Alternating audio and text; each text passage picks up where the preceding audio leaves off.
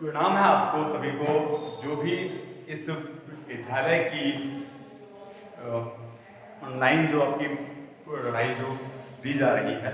तो आज मैं आपके सामने पिछली बार की जो थी मेरी वीडियो में आपको बताया था कि मौन जो पाठन के क्या प्रकार हैं, क्या उसके भेद हैं, कितने प्रकार का होता है पाठन। तो हमने आपको बताया था वो 2 प्रकार का होता है। तो आपका जब हम उसको जोर जोर से बोलते हैं तो वो, और दूसरा जो कि हम बोलते उसको है नहीं लेकिन फिर भी हमारा पाठन जो है वो जारी है। तो आज हम आपको बताएंगे कि अगर हम जोर से बोल करिए कि जोर से बोलने की बजाय हमारा जो मन है, हम केवल अपने मन ही उनमें अगर अपना ध्यान जो कार्य है वह अगर हम कर रहे हैं तो वह हमारा कौन सा होता है, मौखिक पठन। मतलब मौखिक पठन। मौखिक से मतलब है कि हमको अपना जो मुख के द्वारा पाठन या मतलब बोल करके जो पाठन है वह, तो वह जो पाठन है वह जब आपका बालक पहली से होता है, पहली से लेकर जब वह 5वीं तक बालक होता है तब प्राध्यापक या फिर उसके जितने भी अध्यापक होते हैं वह कहते हैं कि बालकों आपको जोर जोर से बोल बोल कर आपको पढ़ना है। ये भी आपने देखा होगा कि पहली के जो बालक होते हैं वह चाहे अपनी कोलम हो आपकी, चाहे आपकी 12 भाषाएं हो या कोई भी अगर वो चीज़ हो जो भी उनको मास्टर्स बताते हैं तो वह उनको जोर जोर पढ़ते हैं ताकि सभी विद्यार्थियों को जोर से बोल करके पढ़ने की प्रैक्टिस के साथ में अध्यापक ये भी देख सके कि यह जो बोल रहे हैं वह बिल्कुल सही और परिष्कृत रूप में जा रहा है या कि नहीं। परंतु विद्वान हुए हैं आपके पहले भी हमने बताया है और भी कई सारे लोग हैं, वह यह कहते हैं कि यह जो पाठन है आपका कौन सा मौखिक पाठन, बहुत सारे फायदे हैं, इसके लाभ हैं, लेकिन कहीं ना कहीं ये तो बात है पहले से ही तय है कि जिस चीज के फायदे हैं उस चीज से हानियां भी हैं। क्या है इसमें कि पहली बात यह है कि बालक मौखिक पठन का जो पहला जो दोष है उसमें क्या है कि बालक के जो मन है उसमें शंकित होता है। ये आप जानते हैं शंकित मतलब होता है संदेह, कि वह यह नहीं जान पाता है कि जो भी वह बोल रहा है वह सब कुछ सही है या कि सही नहीं है। तो बालक के मन में ये भी बड़ी वो होती है। दूसरा क्या होता है, दूसरा उसका कारण है आपका भय। भय मतलब आपका भीतर का जितना भी खौफ है वह, या फिर आपका डर। और वह क्या है, डर कि हम जो पठन कर रहे हैं वह बिल्कुल सही है, परिष्कृत है, और जोर जोर से उसको बोलना। जैसे तीसरे में आपका यह दिखाया जाएगा चिल्लाकर बोलना। अच्छा, तीसरा आपका कारण क्या है कि जोर जोर से बोलना। और होता है आपका आंख के स्वर बोलना। मतलब आपने ये चीज देखा होगा कि जो बहुत से बालक होते हैं वह सामान्य जब बातचीत करते हैं तब भी वह अपनी नाक द्वारा बहुत सारे वर्णों को बोलते हैं। तो वह क्या करना है कि जो शब्द नाक के द्वारा बोलना है, तो कौन से होते हैं नाक द्वारा बोलने वाले, नाक वाले होते हैं अनुस्वार वाले, या फिर वास्तव में ही अगर ये वर्ण हो आपका नाक तो आपका होता है। तो यहां पर क्या है कि नाक से बोलना। दूसरा आपका क्या है, अटू वर्ण बोलना। अटो वर्ण से है कि सुमधुर भाषा में ना बोल करके कोई जोर जबरदस्ती के द्वारा हम अगर बालकों से कह रहे हैं कि वह जोर जोर से बोलकर पाठ करें या मौखिक जो पाठ है वह अपना करें, तो वह क्या है कि अगर किसी विद्यालय में 50 बच्चे हैं और उन 50 में से 20 बच्चों का जो मन है वह ये नहीं चाहते हैं कि वह जोर जोर से बोलकर पढ़ें, लेकिन फिर भी बाकी के 30 बच्चों के साथ में उनको जोर से बोल करके पढ़ना पड़ता है, तो भी वह क्या करते हैं कि उस सुमधुर भाषा में नहीं बोलते हैं, वह अपने मन का जो रोज जो आवेश जो है मैं तब आकर बोलते हैं और तब वह जो वर्ण होते हैं वह स्पष्ट रूप से पहुंच नहीं पाते हैं। अच्छा, दूसरा क्या है, मूर्धा से पढ़ना। अच्छा, पांचवा है का कि चारण जो है आपका क्या चारण, यानी कि प्रोनाउंसिएशन पर बालकों को अत्यधिक ध्यान देना चाहिए।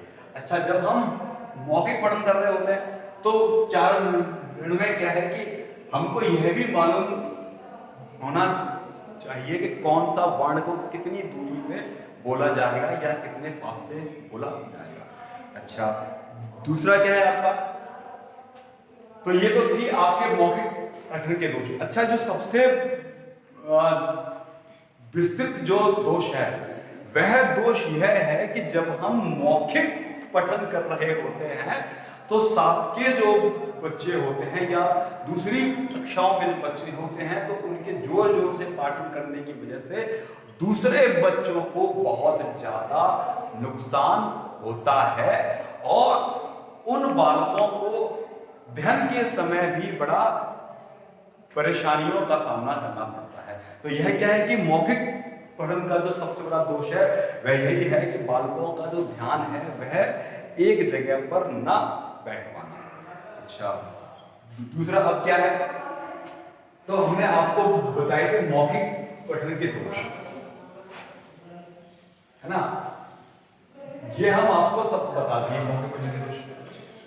दूसरे में आता है आपका क्या मौखिक पठन का क्या तात्पर्य है, क्या उसका पर्याय है। तो मौखिक पठन से मतलब है कि बालक द्वारा एक सही भाषा में सही उच्चारणों को बोलते हुए और सही प्रकार से, ताकि जो उनकी वाणी का जो वेग है, वाणी का जो प्रभाव है वह बिल्कुल सही मात्रा में जो पठन वो कर रहे हैं वह उनको प्राप्त हो पाए।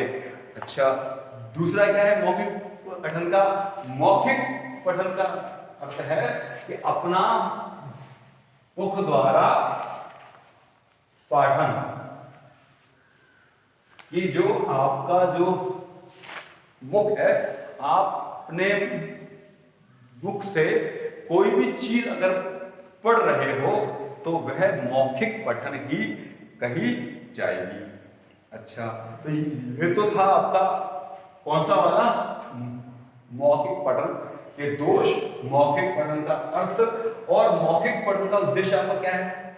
मौखिक पठन के उद्देश्य हम आपको पहले ही बताए थे कि बच्चों का उच्चारण सही हो, वह जो शब्दों का जो ज्ञान है वह उनके पास सही पहुंचे और ज्ञान के साथ साथ बालकों को दूसरी भी जो देवनागरी हुई या दूसरी भाषाओं का जो ज्ञान है वह भी अच्छे प्रकार से पहुंच सके। तो ये तो था आपका एक टॉपिक मौखिक पठन। दूसरा अब हम आपसे क्या बात करते हैं, दूसरा है आपका टॉपिक, अब जब हमने बात कर ली आपकी किसकी मौखिक, तो मौखिक पठन के बाद दूसरा आपका जो पाठन आता है वह आता है मौन पाठन। बीटीसी 4th सेम के आप लोग बालक हैं, छात्र हैं, आपको ये बातें मैं पहले भी मैंने बताई हैं, मौखिक पठन और मौन पठन। लेकिन जहाँ से विद्यार्थियों को हमने यह बताना शुरू किया, तो आज मैं फिर से आपको ये पाठ बता रहा हूँ। मौन पठन आपका क्या है? मौन पठन से मतलब है कि बिना कुछ बोले, बिना कुछ बोले अपनी पुस्तक का या किसी पाठ को पढ़ना ही मौन पठन कहलाता है। यानी कि एक आपकी पुस्तक आती है, आपकी उसमें एक परिभाषा है, परिभाषा है, वह पुस्तक का नाम है एजुकेशन डिक्शनरी, यानी कि शिक्षा शब्दकोश। तो वह क्या कहती है कि मौन पाठन, मौन पाठन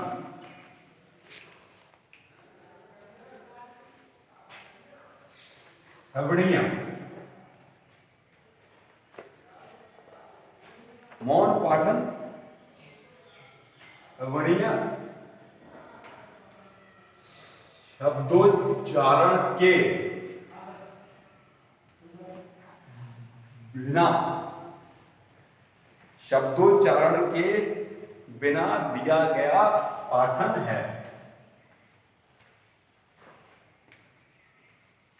तो यह क्या है कि जोर जोर से ना बोल करके, जब हम बिना कुछ कहे, बिना कुछ बोले अपनी पुस्तक को, अपने जो अपना जो मन है से जब हम उसको देखते हैं, आंखों द्वारा देखते जाते हैं और मन ही मन में हम उसको पढ़ते जाते हैं, पढ़ते जाते हैं, पढ़ते जाते हैं, बिना कुछ शोर किए, बिना कुछ बात किए, तब वह जो आपका पाठन है वह मौन पाठन ही बोला जाता है। और यही मौन पाठन का तात्पर्य भी है।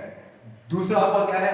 अब हम आपको बताते हैं मौन पाठन के उद्देश्य क्या है, क्यों मौन पाठन को बताया है। पहली से लेकर 5वीं तक के जो बच्चे हैं, हम उनको कहते हैं कि आप जोर जोर से बोल करके आप उनको देखें। लेकिन जब बच्चे थोड़े से बड़े विकसित जब हो जाते हैं, तब हम उन बालकों को कहते हैं कि अब आपको बोल करके बोल करके आपको पाठ नहीं करना है, अब आप शांत हो करके भी शांत हो करके भी बिना कुछ कहे या बिना कुछ बोले ही अपना पाठ कीजिए। अच्छा क्या है? तो मौन पाठन का पहला जो उद्देश्य क्या है? मौन पाठन का पहला उद्देश्य है कि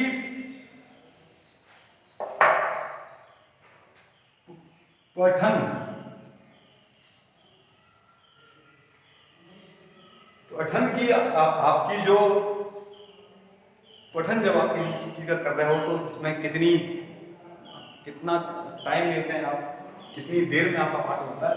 तो जब हम जोर जोर से बोल करके जो हम करते हैं पाठन, तो अब क्या होता है कि तब हमारे पाठन करने की जो स्पीड जो होती है वह बहुत ही ज्यादा फास्ट नहीं हो पाती। लेकिन जब हम मौन पाठन कर रहे होते हैं तो हमारी पढ़ने की जो स्पीड होती है वह बहुत ही अत्यधिक फास्ट हो जाती है और हम एकदम से पढ़ते जाते हैं।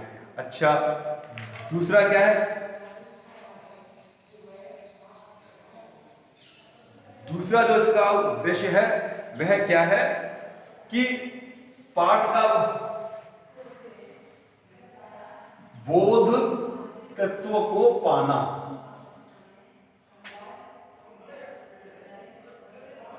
क्या है आपका? बोध तत्व को पाना। ये क्या होता है आपका? ये हम आपको बता चुके हैं, और अगर मैंने ना भी बताया तो मैं फिर से आपको बता रहा हूं। बोध माने होता है आपका ज्ञान। तो क्या है इसका तात्पर्य? तात्पर्य आपका हुआ कि जब हम अपना मौन पठन कर रहे हैं तो हम क्या चीज को पढ़ रहे हैं, यह भी हमारा मन और मस्तिष्क, जो भी हम पठन कर रहे हैं तो हमारा जो मन और मस्तिष्क क्या विषय वस्तु का क्या भाव है, क्या वह आपको ज्ञान देना चाहता है, क्या वह आपको जानकारी देना चाहता है। तो जब हम मौन पाठन करते हैं तब हमको उस विषय के बोध तत्व का, बोध तत्व से मतलब है कि उसका क्या ज्ञान है, वो भी विद्यार्थियों को हो जाता है। अच्छा, तीसरा आपका क्या है, बोध तत्व को पाना। तीसरे में आपका है बोध तत्व को पाने की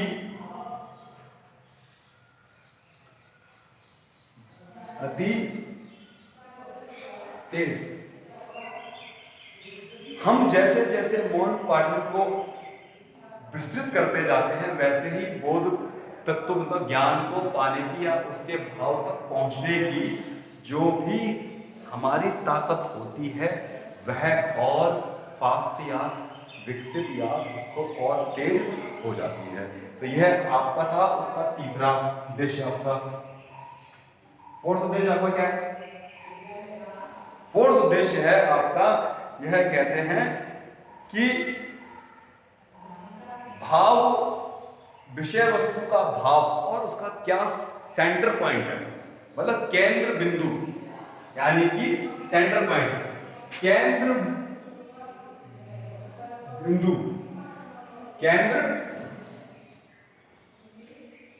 बिंदु, केंद्र बिंदु तक हम कैसे पहुंचते हैं, यानी कि विषय वस्तु जो भी हमने पठन किया है उसकी क्या भाव भूमि रही है और क्या उसका केंद्र बिंदु रहा है। तो यह भी जानकारी ज्ञात होने के लिए हमको मौन पाठन की आवश्यकता पड़ती है। अच्छा, ये तो थे आपके मौन पठन के उद्देश्य। अच्छा, लास्ट एक और इसका उद्देश्य है, वह क्या है कि आपका शब्द भंडार, मतलब कितने सारे आपके पास में वर्ण हैं, कितने सारे आपको वर्ड्स मतलब आपको शब्दों का कितना ज्यादा ज्ञान है। तो जब हम मौन पठन करते हैं तो हमारे शब्द भंडार में भी अपने आप ही स्वयं ही वृद्धि होने लगती है। तो सबसे अच्छा जो फायदा है मौन पठन के 5 फायदे थे हमने आपको बताए। पहला, आपका पठन की जो स्पीड है बहुत तेज होती है, बोध तत्व को पाते हैं हम। तीसरा है आपका बोध तत्व को पाने की स्पीड है वो भी तेज होती है। चौथा है कि हम उसकी केंद्र बिंदु और जो उसकी जो भाव पक्ष है वहां तक सही से पहुंच जाते हैं। और पांचवा है कि आपका जो ज्ञान है, आंतरिक ज्ञान है वर्ण और भाषा को लेकर, वह भी आपका विकसित होता है। अच्छा, ये तो है आपके मौन पठन के उद्देश्य। मैं आपको बताऊंगा द एलिमेंट्स ऑफ द मौन पठन, मतलब मौन पठन के आपके तत्व आपके ये आपके क्या है कि मौन पठन को करने के लिए सबसे पहली जो बात आती है वह क्या है, आपका पहला है चित बैठने का ढंग या चित या आपकी मुद्रा, कि आप जब आप मौन पठन कर रहे हो तो आपको कौन से स्टाइल में, कौन से ढंग में आपको बैठना है और बैठ करके किस प्रकार से आपको की पुस्तक को आपको देखना है। अच्छा, पाठक के लिए क्या इसमें बताया गया है? पहला पॉइंट ये कहा गया कि पाठक को 90 इंच के कोण पर बैठना चाहिए। क्या मतलब कि वह जब बैठे तो एक तो बिल्कुल पीठ, उसकी जो है पीठ वह एकदम सीधी होनी चाहिए। दूसरा क्या है कि पाठ्य पुस्तक से जो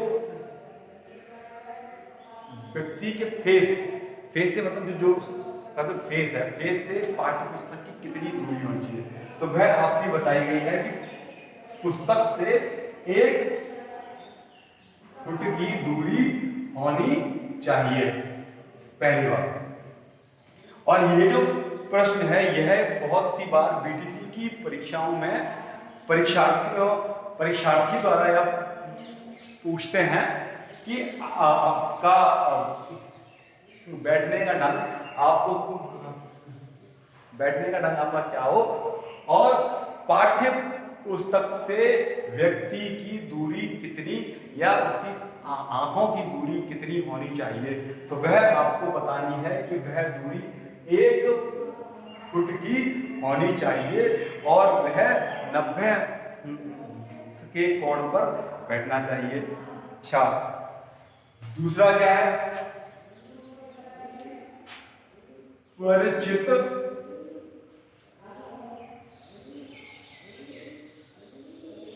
शब्दावली।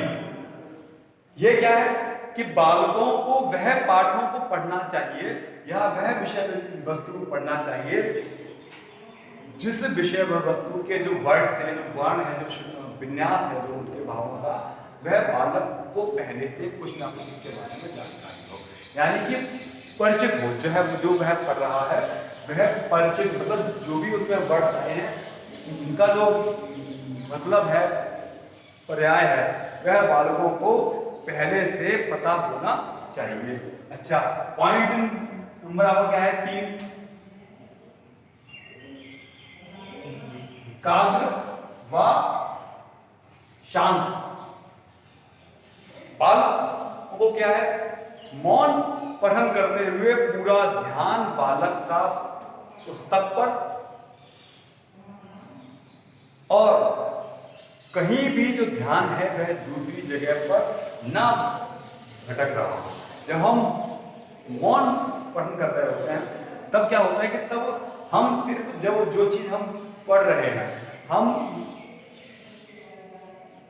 कैसे मैं इसको कहूँ, इसको हम यूं कैसे करते हैं कि अगर हम मौन पठन कर रहे हैं तब हमारा पूरा ध्यान जो है वह पुस्तक और भावभूमि पर ही बना रहता है।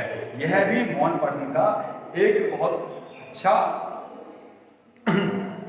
फायदा है। अच्छा, 5वां क्या है आपका, पॉइंट आपका है 4। पॉइंट आपका जो 4 है वह इसमें बोलता है कि मौन पठन के समय विद्यार्थी में धैर्य होना चाहिए। ये क्या मतलब है, ये तात्पर्य है कि धैर्य से मतलब है कि जो भी वह बात कर रहा है वह उसको धैर्य पूर्वक देखे, और ये ना हो गया अरे हो गया हमने पढ़ लिया, आगे बढ़े, फास्ट पढ़ लें, एक साल में देख लें, नहीं, ऐसा नहीं है। धैर्य पूर्वक आपको अपनी पुस्तक को देखना है। अच्छा, 5वां क्या है, 5वां है आपका शांत वातावरण।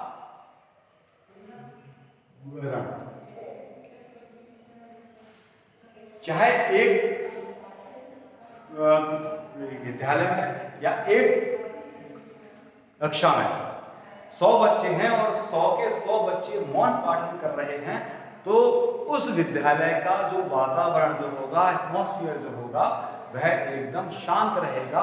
और जब शांत होगा वातावरण तो विद्यार्थी का जो मन है वह पढ़ने की ओर अग्रसर होगा, यानी कि वह पढ़ने की ओर उसका जो मन है वह स्वयं ही जाएगा। क्योंकि पढ़ाई एक ऐसी चीज है कि पढ़ाई के लिए उचित प्रकाश, चित ढंग, चित सामान और शांत वातावरण का बड़ा अपना एक महत्व है। तो ये तो रहा आपका पॉइंट नंबर 4। अच्छा, दूसरा क्या है कि आपका जो है भाव बोध को पाना। ये पॉइंट हम पहले बताए हैं, यहां भी आपको मैं फिर से बता देता हूं कि हम अपनी जो सामान्य जो हमारी जो बोलने की जो गति है, पढ़ने की गति है, अगर हम उस सामान्य गति में अपना पाठन कर रहे हैं तो भी हमको उस विषय वस्तु का भाव को जानने में हमें परेशानी या दिक्कतों का सामना नहीं करना पड़ेगा। अच्छा, ये तो थे आपके मौन पाठ करके आपके तत्व।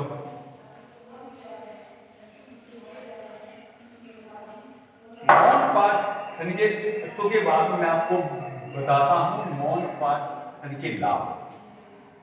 पहले हमने क्या देखा, मौन पाठन के क्या उद्देश्य हैं, क्या उसकी परिभाषाएं हैं, क्या उसका मतलब है। लेकिन यहाँ पर हम बात करेंगे कि अब मौन पाठन के क्या लाभ हैं। तो पहला जो लाभ है वह यह है कि जब हम मौन पाठन से पढ़ते हैं तो हम बहुत ही शीघ्रता से पाठ को पढ़ते हैं।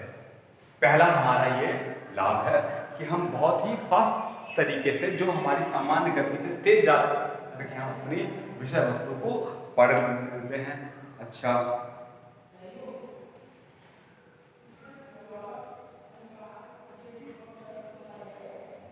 दूसरा पॉइंट आपका क्या है? दूसरा पॉइंट आपका समय की बचत। अगर हम जोर जोर से बोल बोल कर जब हम पढ़ते हैं तब हमारा जो समय है वह ज्यादा होता है, लेकिन जब हम मौन पाठ कर रहे होते हैं तो सामान्य से भी कम समय में हम अपना पाठ का पठन कर लेते हैं। ये आपका था फायदा नंबर 2। अच्छा, दूसरा क्या है? दूसरे से मतलब है पॉइंट नंबर 3, और वह आपका है स्वाध्याय। स्वाध्याय की प्रवृत्ति का विकसित होना। स्वाध्याय से मतलब है कि स्वयं का अध्ययन। और जब आप मौन पठन कर रहे होते हैं तो आपके स्वाध्याय की जो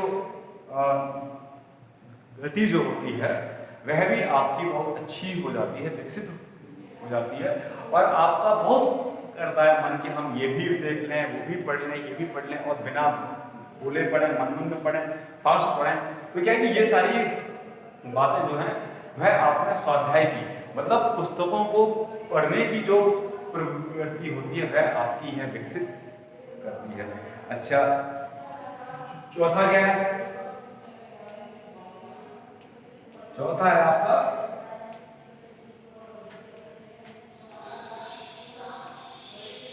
शारीरिक। जब हम मौन पाठन कर रहे हैं तब हम जोर जोर से नहीं बात कर रहे हैं और हम दाएं बाएं भी बहुत कम देख रहे हैं। शांत वातावरण है, पूरा ध्यान हमारा पुस्तक पर है। तो सबसे बड़ा जो लाभ है कि वह क्या है कि जो मांसपेशियां हैं, हमारी जो मस्तिष्क है, आंखें हैं, होठ है, गले है, गला है, कंठ है, वह ज्यादा उसको काम नहीं करना पड़ता है। तो क्या है कि जब फिर हमको बॉडी संबंधी जो परेशानी होती है, थकान जो होती है, वह हमको नहीं होती है। तो पॉइंट नंबर 4 आपका ये है। पॉइंट नंबर आपका है 5 कि पाठक का जो अपना जो समय है वह अपना जो पाठक का अपना जो समय है वह उस समय को सही प्रकार से प्रयोग में लेकर के आ पाता है। तो ये तो थे आपके मौन पाठन से लाभ।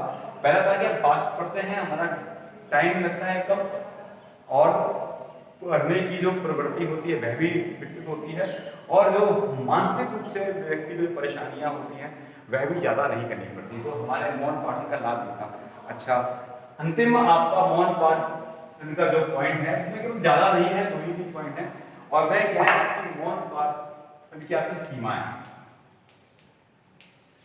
कि हम कौन से पॉइंट तक मौन पाठन को देख सकते हैं, या हम मौन पाठन की क्या बातें हैं, क्या सीमाएं हैं। तो पहली क्या है?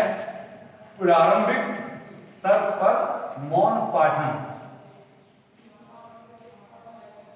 पहली का जो बालक है, दूसरी का जो बालक है, 3 का जो बालक है, 4 का बालक है, 5 का बालक है, 5वीं तक के बालक, कक्षा 7 तक के हम बालकों के लिए प्रारंभ में हम उनको मौन पाठन का उनको नहीं दे देते हैं, क्योंकि क्या है कि तब हमको क्या देखना है कि बच्चे के पास पुस्तकीय ज्ञान और भाषाई ज्ञान इतना ज़्यादा नहीं है।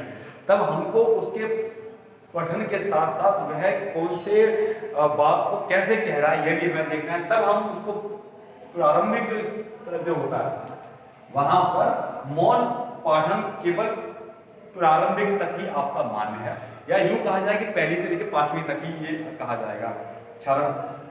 दूसरा, हम आपको ये बात मैंने 20वीं बार बताई है चरण के लिए, ये क्या है कि प्रोनाउन शेष नामक क्या है कि हमने ये चीज देखी है, बहुत से बच्चे होते हैं वो शको, जो शा है उसको बोलते हैं सा को बोलते हैं शा, तो डा में और जो ढा है, कई सारे ऐसे बा और जो वाह है के भी कई सारे भेद होते हैं, तो वो नहीं जानते हैं। तो ये भी हम इससे चारण में जो दिक्कत होती है वह भी दूर हमारी होती है। अच्छा, दूसरा क्या है कि पठन का साफ होना, कि हम जो भी पढ़ते जा रहे हैं कि हमने कितनी जोर जोर से पढ़ा और कितनी ज्यादा भाषाओं की हमें परिष्कृत होने की जानकारी मिली, यह भी हमें मौन पाठन से ही मिलता है। और चौथा जो अंतिम जो पॉइंट है वह यह है कि विषय वस्तु को भीतर तक जानने के लिए मौन पाठन बहुत ज्यादा महत्वपूर्ण होता है। तो ये था आपका मौखिक पठन और मौन पाठन का जो आज का जो था विषय वह आज संपूर्ण हो गया है। अब मैं आपको दूसरी वीडियो में यहाँ से बात की बात आपको बताऊंगा।